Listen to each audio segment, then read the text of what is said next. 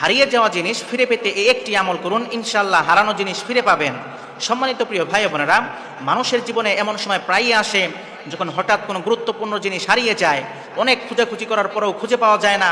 মনে অস্থিরতা, দুশ্চিন্তা আর অজানা ভয় কাজ করে। কখনো কখনো মনে হয় এই জিনিসটা মনে হয় আর পাওয়াই যাবে না।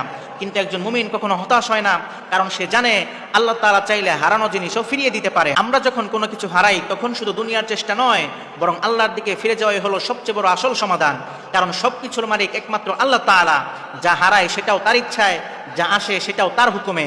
সুতরাং যখন কোনো জিনিস হারিয়ে যাবে তখন যদি আপনি ইয়াকিনের সাথে এই একটি আমল করতে পারেন, ইনশাআল্লাহ নিজ চোখে ফলাফল দেখতে পারবেন। আমলটি কিভাবে করবেন? প্রথমে সুন্দর করে অজু করে নিরিবিলি জায়গায় বসবেন। এরপর মনকে শান্ত রেখে আল্লাহ তাআলার দিকে মনোযোগ দিয়ে সূরা ওয়াদ-দুহা পাঠ করবেন। সূরা ওয়াদ-দুহা পাঠ করার পর এই আয়াতটি 3 বার পাঠ করবেন। সেই আয়াতটি হলো ওয়াজাদাকা দাল্লান ফাহাদা। এই আয়াতটি 3 বার পাঠ করে আল্লাহ তাআলার কাছে দোয়া করবেন, হে আল্লাহ, আপনি সবকিছুর মালিক, আমার হারানো জিনিসটি আমাকে ফিরিয়ে দিন, আমার দুশ্চিন্তা দূর করে দিন। ইনশাআল্লাহ আল্লাহ তাআলা আপনার দোয়া কবুল করে নেবেন। আপনার হারিয়ে যাওয়া জিনিস এমন ভাবে ফিরে পাবেন যা দেখে আপনি নিজেই অবাক হয়ে যাবেন।